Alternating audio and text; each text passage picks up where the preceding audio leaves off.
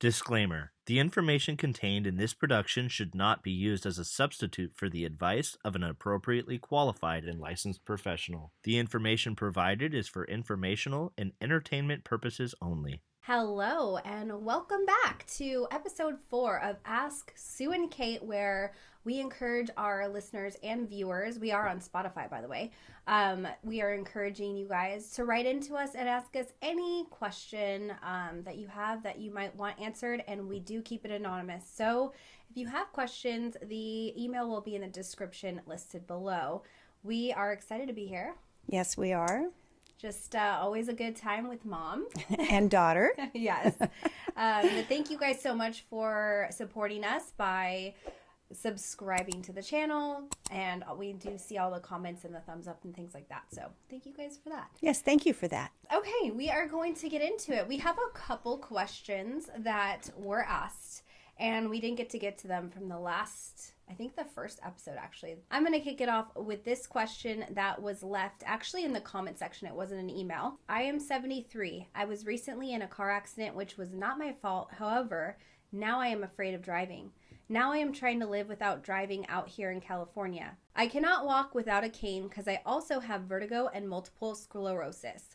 I'm trying desperately not to be depressed about all my new limitations. My daughters are the reason that I have not ended my life like I once tried. Now I take antidepressant Zoloft for years. It no longer helps. I am sad, lonely, and once diagnosed clinically depressed.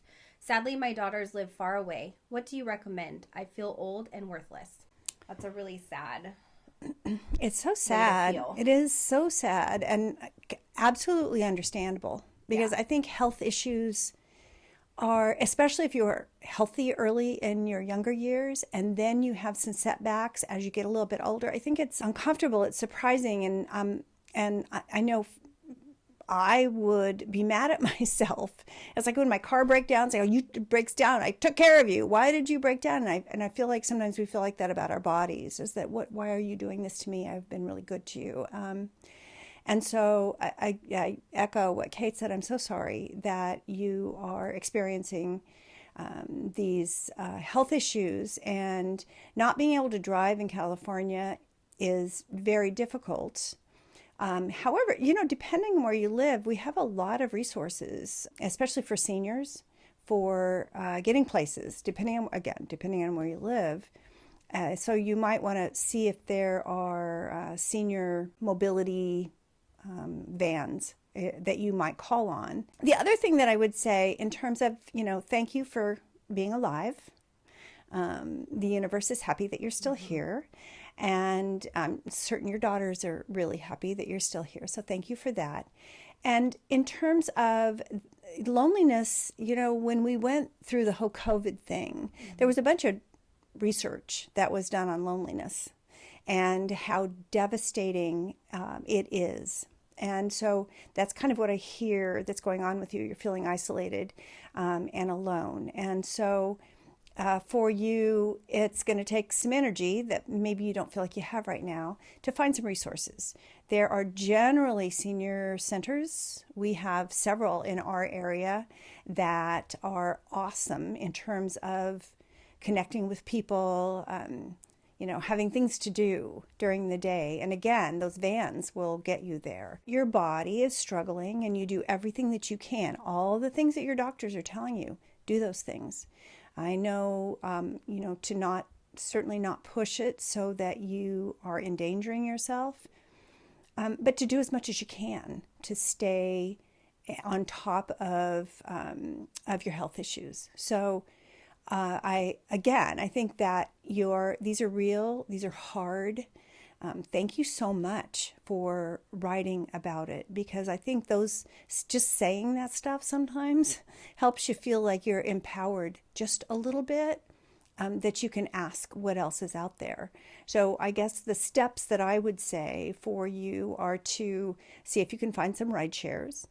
There's often Uber if you have financial wherewithal. There's Ubers or those kinds of rides that you can take. There are senior centers.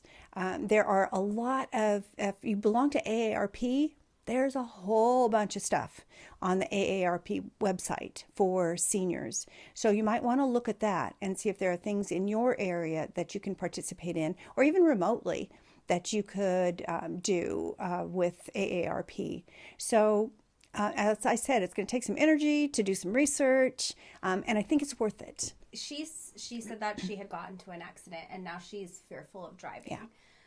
Are there any techniques or things that you can recommend to her to maybe like rehabilitate her fear of driving and maybe make it a little bit like where she maybe can go short distances to start and then slowly maybe feel more comfortable to go further? Or maybe that's all it is. She does have a little independence where she can drive to, you know, the grocery store that's still within the neighborhood, or not getting onto the freeway, because I know so many people that get into accidents, regardless of your age.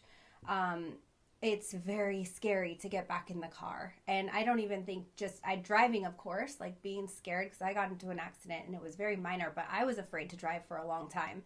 So I know that feeling. And I think as time goes by, if you just do a little bit at a time, you might encourage yourself to feel a little more brave, you know. But I don't know if in this instance if that is something you would recommend. Or and I think it depends on the MS. It depends on how, if you feel safe physically driving and you're not driving is because you are fearful, that is, as Katie was saying, that is a kind of a different scenario that you can overcome. Although that we know, if you helped your teenagers learn to drive, if you helped your kids, your daughters learn to drive, you understand how fearful new drivers are. And you're, as the adult in the car, you're like white knuckling it because your kid is nervous, and so you're nervous, and then that's when accidents happen. Actually, is when you're fearful. So, as I think Kate you had some really good thoughts around that. Is if you are medically released to drive, then driving short distances, back out of your driveway and drive around the block. Just get the feel of the car. If you start feeling really shaky and it's safe, pull over to the side. Give yourself a minute. Do some breathing. Close your eyes. Center yourself. You've probably been driving for a while, so it's not like this is new to you. It's just that you've learned to be afraid because of the accident, and that's absolutely understandable that happens.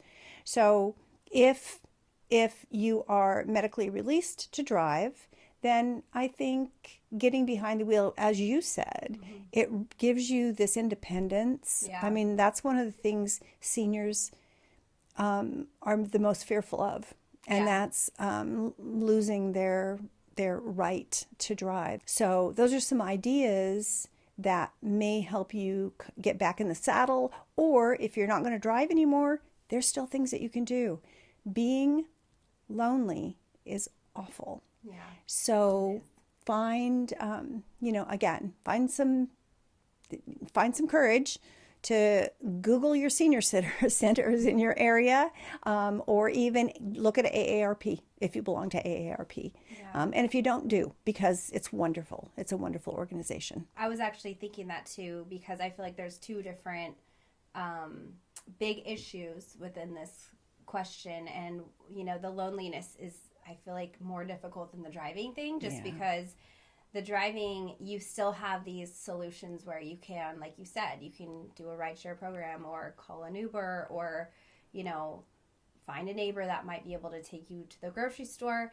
But the loneliness is something that is harder, and I feel like it's a struggle that so many people have felt, and especially coming out of the pandemic. And I just feel like it created like a lot more loneliness because we got so used to being in our house and not socializing. So I understand that being so hard.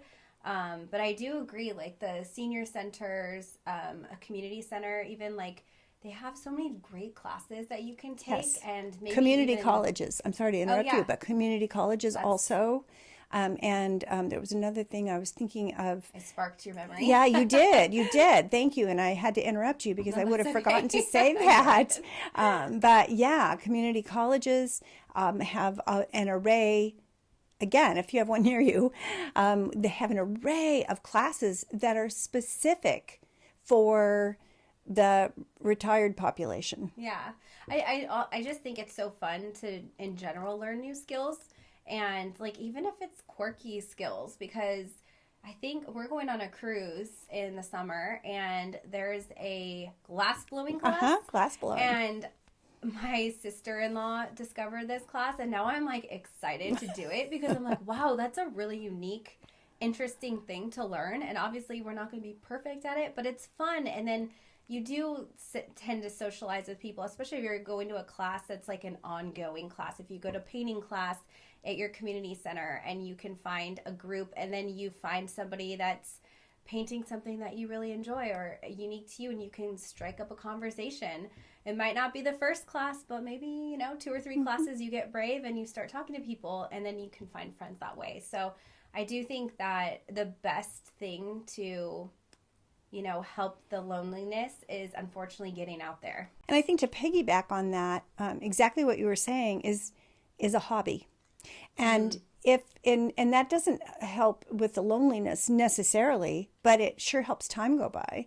If I used to love to color in coloring books. Haven't done that for a while, but I loved. And I mean, I am not artistic in the least, but coloring in a coloring book reduces stress and like instantly. And when I would color, I'd get home from work and I'd be all stressed out and I would pull out my coloring book and my colors, and at first I'm going like this, and then pretty soon I'm doing this nice soft coloring because I've really worked through some of that. So there are lovely hobbies that you can do that don't cost you anything or very little, minimal, that you can also do to keep you busy when you're not out with people, that helps you feel accomplished and that you're learning something.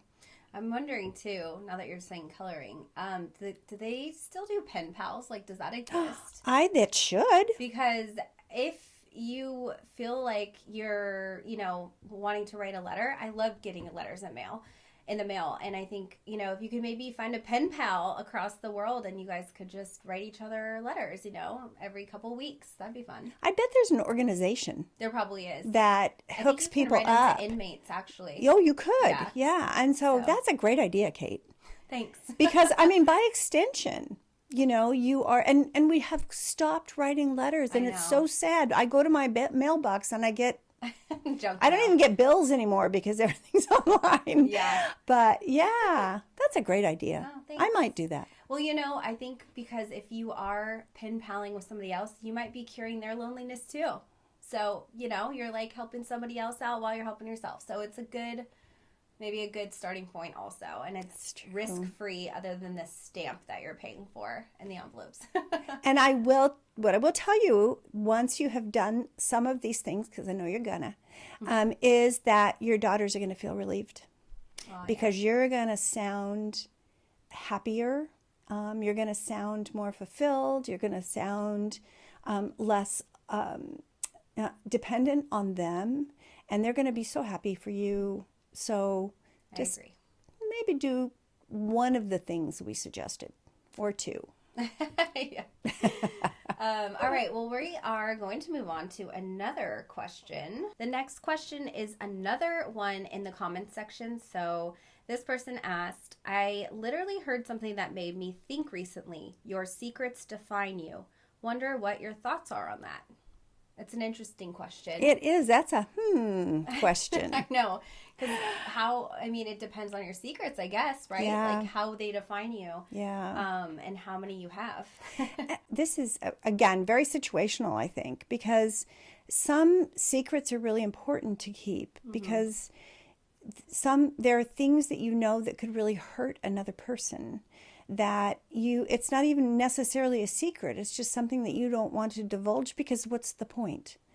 Who is that going to help? I think sometimes in relationships that, people, something in, before the relationship started that they have not divulged, and they feel like that's not something that's going to impact the relationship or needs to be out there.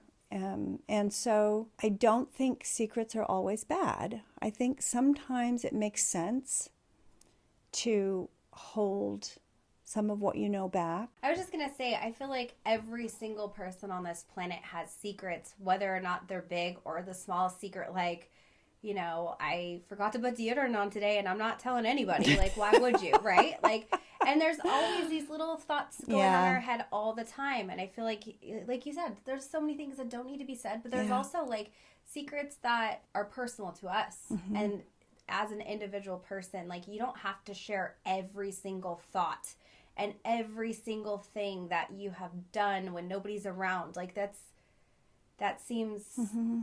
I don't know anybody that is like that, unless you're just somebody that can't let anything not come out of your mouth. It just all comes out. And we all know those types of people are just like, and you're like, whoa, where did that come from? TMI. But keep going with what you were saying. I didn't mean to interrupt. No, that exactly. I thank you for adding in. I think what you have to say is always really interesting. I think that there are secrets that are harmful, or a secret could cause harm. So if I knew that somebody in my neighborhood walks their dogs and let their dog poop on the yard and not pick it up. Lets their dog. Yeah, exactly. Very good.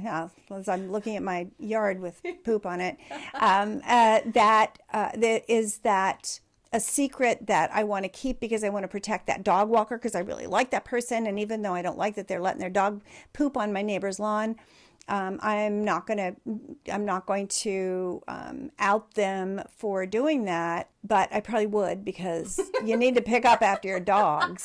Maybe that wasn't the best example. That was not a good example. And every example I can think of is controversial. Thinking of a secret that might be harmful if you keep it, I had an instance where I was innocently driving home to my house, and I innocently pulled up next to a car, and in that car next to me was my friend's son smoking cigarettes. And he looked over at me and looked horrified that he was going to get busted by his mother. And I decided not to say anything.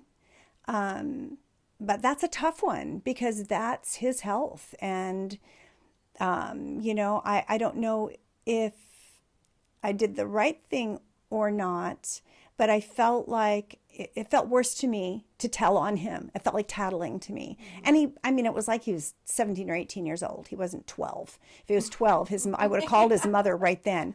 But he was older. And so I think, there are sometimes we make decisions about what we keep to ourselves and what we divulge. Now, I have since, actually, because he's now 42 or something, but I have since told her, or he told her.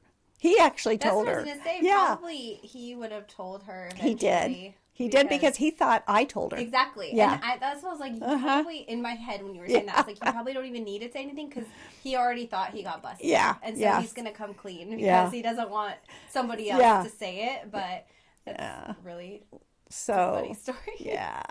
So secrets are interesting because I really love what you said about that. We all have stuff that we don't want to tell anybody, that either because it feels very private to us or we're embarrassed about it, or and so those things are, it's important to have your own personal sort of journal that you can keep just for you, and it doesn't have to go further than that.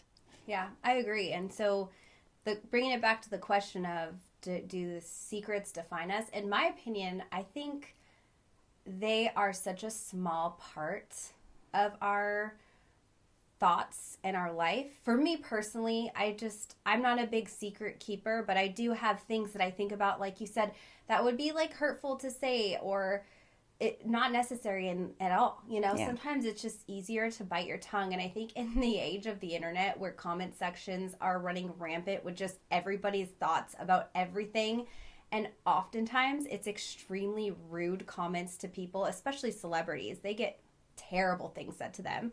And it's like, it used to be before there was the internet, like you would never go up to somebody and be like, wow, why did you get such huge lips filled, or like people just say anything they want about anybody without any regard to that person. And so sometimes, like, you can think things, that's fair, like we all do, we all think things, but the fact that you're going to go out of your way because you're behind a keyboard and you can just say those things, like, that's not necessary. And it shouldn't be.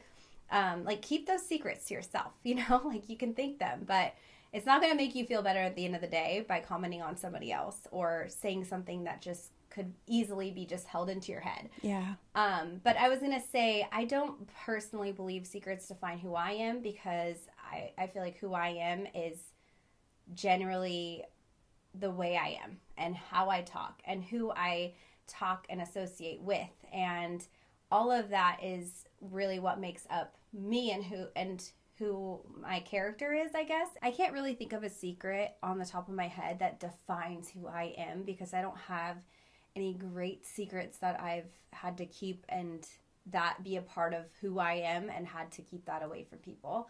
I'm sure there are people out there that do have things that are a big part of who they are that they don't feel comfortable or don't feel like it's necessary to state. So I can't speak on my personal thought is secrets don't define you as a person. Maybe more to the point, the reason you have to keep the secret, or maybe the reason you feel like you have to keep the secret, is more self-defining than the secret itself. Because if I'm keeping a secret that I'm being harmed in my relationship, that certainly continues a situation for me that I'm fearful to say something about it, or I'm protective, or whatever the reason is.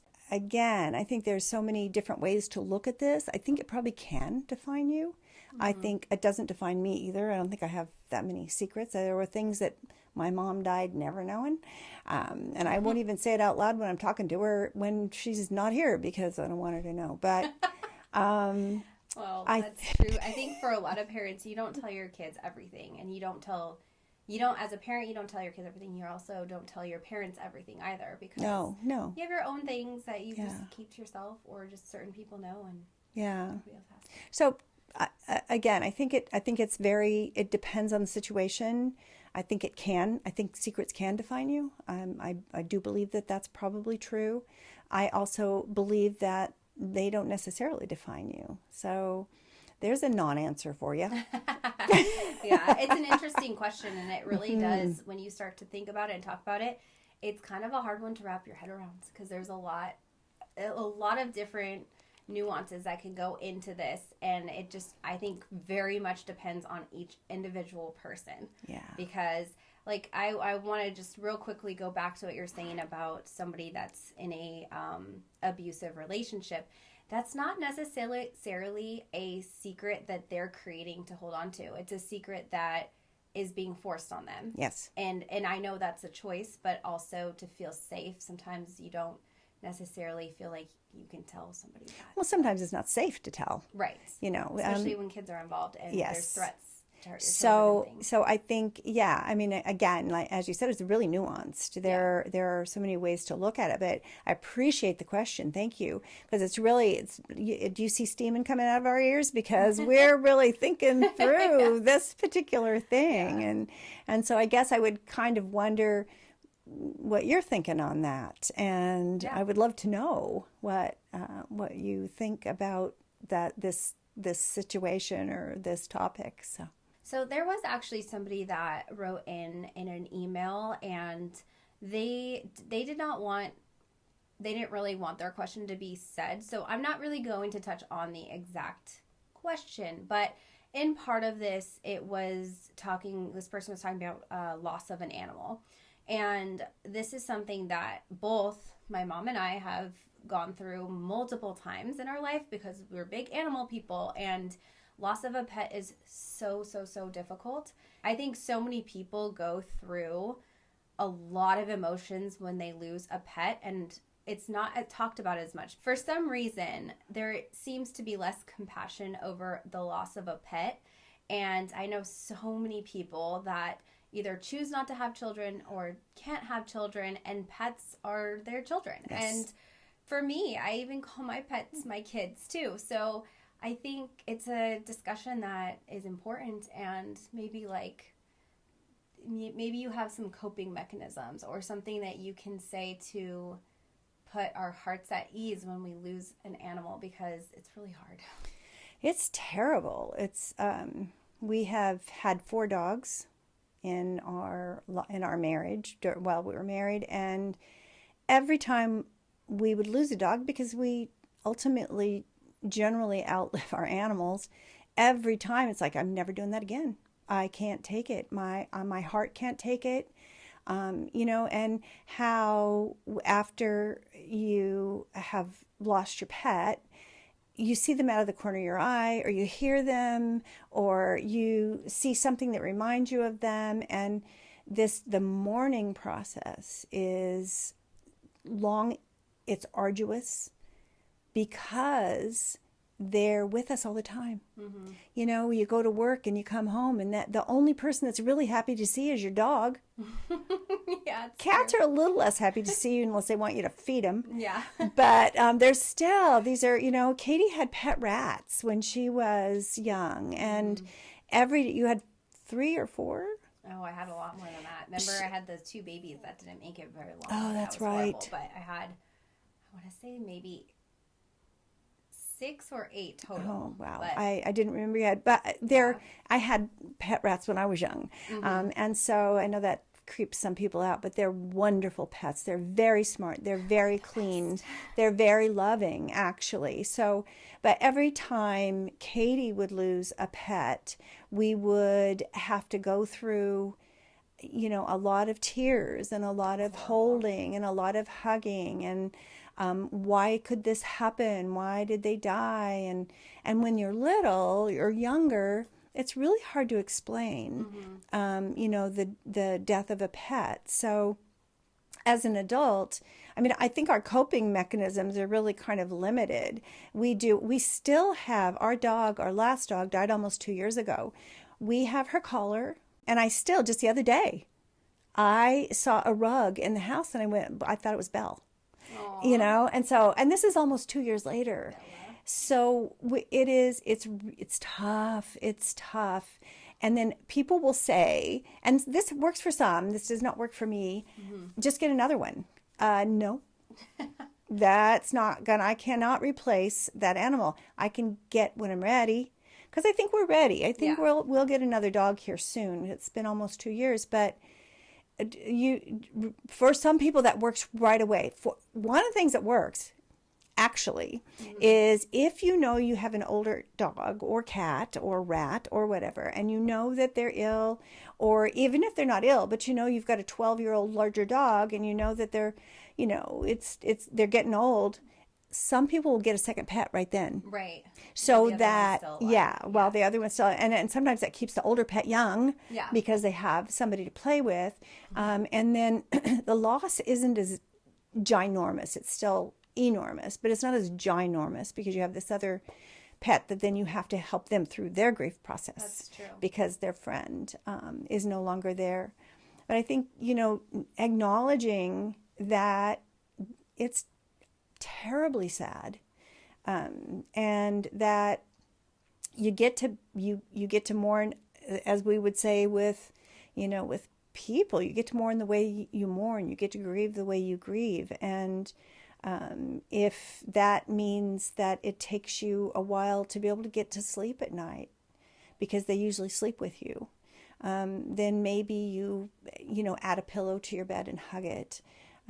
If you are used to having another movement in the house with you, then maybe you put some white noise on or some music on during the day so that it isn't as silent. And so the missing isn't as ever present. And just is all there is to do for the most part is to let yourself get used to it. Because that's all there is to it. I mean, that's all there is to do is to get used to it. Let and time do its job. Yeah. Which is, eventually you don't have to cry every day. Doesn't mean you don't think about your pet, because I will tell you, the one rat I had, like my mom was saying, rats growing up, and the last one I had, she was my everything. Like, I felt like that was my heart. She was the best. After the loss of that, my dearest little rat, I couldn't have any more rats after that. And I haven't. To this day, I have never gotten another one. And there's so many times where I'm like, oh, I just want to go get another one, because they're I would get them in pairs. They do much better in pairs, but it's too painful. It's just too painful. And they don't have a very long lifespan. They don't. Their lifespan is like 3 years. And, sometimes you do have such a devastating loss like that with one of your pets, or obviously with family members and things like that. But I think some of those losses really stick with you, and it's so heartbreaking that it's just too hard to do it. And it's been how many years? A lot.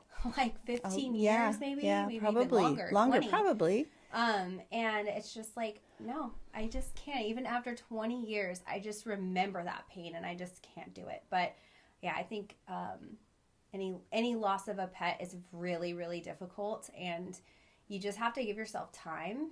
And I think, like you said, replacing with another pet, I personally feel like if you're rescuing an animal, that is doing such a good thing. And so if you have it in your heart that you want to take on another animal because you are sad and you're lonely and you want another pet, and you can rescue and save an animal's life, wow. That's so amazing, because not only are they going to be able to make you feel a little more whole, but you're also giving them a life that maybe they wouldn't necessarily get. So I think there is some really amazing things that come out of loss if you have the ability to do that. And me saying that after I can't get rats, I wish I could do that, but there's certain things that just hurt too bad.